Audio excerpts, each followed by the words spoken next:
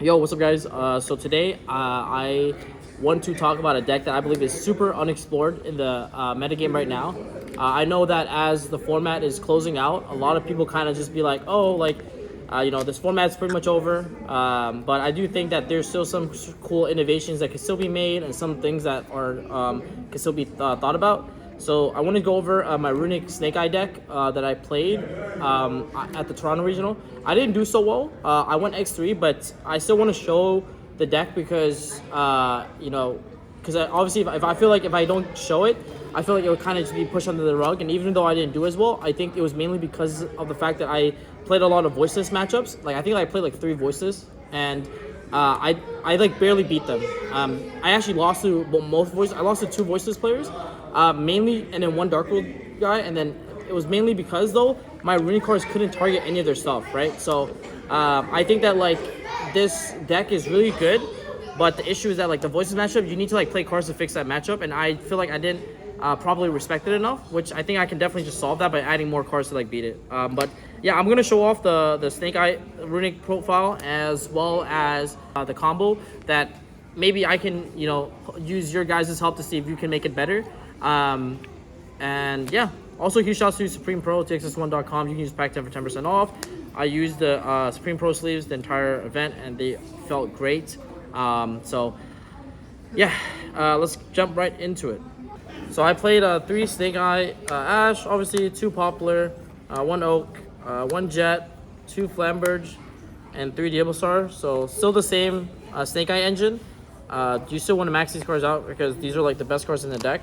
Flamberge is like really good in the runic deck because the way you like play an infinite grind game is you basically use this and you keep targeting your Baron and you keep recycling Baron by resetting it off of Flamberge's effect, right? So because you would like scale it, you would Baron negate, use Flamberge on your turn to target your own Baron, and then just rescale it every single turn. So you have an infinite Baron. So it's basically it's gonna be really hard for your opponent to win pretty much. So yeah, Flamberge is really good. Obviously you play 3 Bonfire, 3 Wanted, 1 Original, and 1 Field Spell. I feel like you still play this card even if you play even if you don't play the runic version. Maybe this card could be Subversion instead to like help you break boards. The more I think about it, but I still think this card was still pretty decent. But yeah, definitely this card is not as mandatory. This card could definitely be changed for maybe Subversion is what I would think about, or maybe you play the quick play spell that puts the Star in the spell and trap zone, and then the trap. But I think this card was like fine. Okay, so that's pretty much like the Snake Eye version, and now I'll go over like kind of like the runic, and then it'll make more sense when I show the combo because I feel like this deck is not as explored, and I definitely want to play a little bit more. So you play 3 Tip, obviously, best card, best runic. You play 3 Freezing Curse for the negate, 3 Flashing Fire, 3 Runic Destruction. So those are all the good ones. I played 2 Slumber and then 1 Dispelling just because like I want the utility of like a 6 runic card. I didn't really miss the 3rd Slumber, but yeah. These are all you can pretty much fit if you want any sort of non-engine. There's an argument to maybe play 18 of these. And obviously like you play the 2 Fountain. But I wanted to play 3 evenly match in the main deck, which honestly was a mistake. I thought it would be like way better than it was in practice. The issue with evenly was like I played a lot of voices. They just had an Omni Negate. I couldn't target in their stuff to bait their Omni Negate out, and so evenly was just sitting in my hand majority of the time. Because like the non-targeting stuff is like so good. But I think what I'll do is in hindsight, I think I would main deck like Dark a little more or Droplets instead of evenly match going forward. But other than that, I think the deck was like solid. I think you just need to like rework some of the combos to like make it a little bit better, and then maybe like refine a little bit of like the main deck choices. Like for example, like that the Snake Eye Field Spell might not be mandatory. So that's the deck, 40 cards. So for the extra deck, you play Formula, Savage, Baron. I still find myself making Savage and Formula. They're part of the combo that I do in the Snake Eye deck, and I'll show you guys that right after this.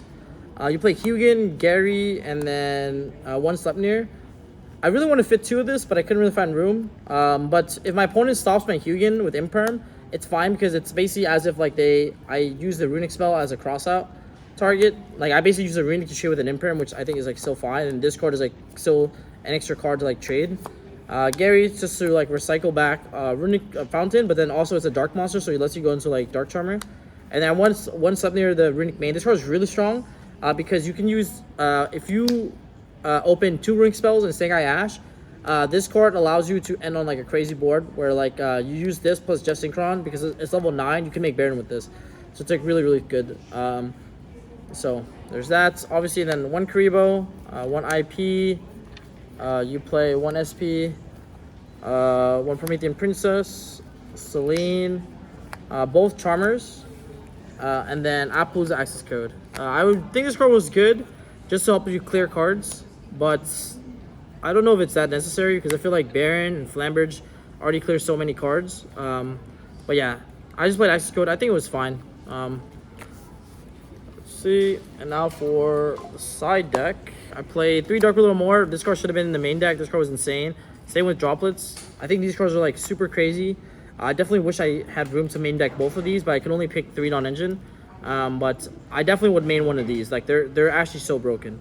I also played 3 Talents to help with going first, and then against like some matchups, like I think like having this going second is like really good because it has the ability to draw you 2 cards, and drawing 2 cards is really good because like if you draw into Ruin cards, you can like do some crazy stuff.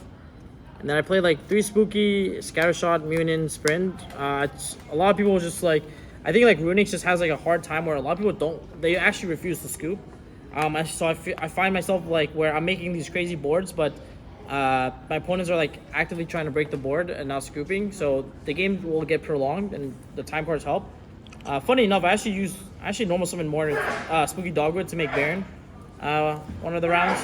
But yeah, I think these 6 cards, I think like you might not need as much as 6, but they could definitely be something else. But I couldn't figure out what they were, so I just threw them in pretty much. But okay, let's go into the combo where if you open Snake Eye Ash plus any Runic spell, okay? The combo gets obviously better with 2 Runic spells, but let's pretend you open 1 Runic spell. Pretend we have 1 Snake Eye Ash plus 1 Runic card because, you know, if you open 2, obviously you're lit, but let's just pretend we open 1 for the sake of the combo. So we're gonna go normal summon Snake Eye, Ash effect get Poplar, Poplar get Original. Here we're gonna make Karibo with the Poplar, then activate Poplar to go into the Spawn Trap Zone. We'll activate Snake Eye Ash to sack itself and sack Karibo. We're gonna summon Oak. We'll then use Oak effect to bring back the Snake Eye Ash. And then at this point, we'll activate Oak effect to sack the Poplar. And then here we're gonna summon a Flambridge from our deck. Then we're gonna activate our Runic spell. Dispelling to summon Hugin, and then we'll use Hugin's effect to discard a card to grab Runic Fountain, right? So the combo is going to deviate a little bit if you have access to another Runic spell, because what you're going to do now is you're going to activate the original and you're going to sack the free Hugin. And that's going to summon the Jet Synchron from the deck, okay? So what's really nice here in this combo is that you have the ability to draw another Runic card because you'll activate the Fountain, and then you'll use Jet plus Snake Eye Ash to make a Formless Synchron. So you actually have a chance here in this combo, even if you open 1 Runic, to draw into a second Runic, right? So that's also obviously like super nice. So now you'll activate the Formula to draw a card. If you draw another Runic, it's actually pretty blessed because then you have a way to trigger Fountain and then draw 2 more cards. If you don't, sure, no problem. You'll use Flambridge and Formula to make Baron, right? And then you'll trigger the Flambridge to bring back 2 monsters from the graveyard. So we'll bring back, let's say, Jet and then Snake Eye Ash. And then we'll actually use both of these and turn them into an IP Masquerena. We'll then activate the effect of Jet to discard the free card out of her hand. Then use Jet plus the IP Masquerena to make Promethean Princess. Then use Promethean Princess's effect to bring back the Flambridge. Then use Flambridge's effect to scale the IP Masquerena. Then use Baron to pop her own princess, so we put it in the graveyard. That's why I don't play like the Link 4. And that's why you'll see that I don't play the Salamangreat Pyro Phoenix or Amblowell, because you don't really need to like link it off. Like you don't really need to link it off in these combos.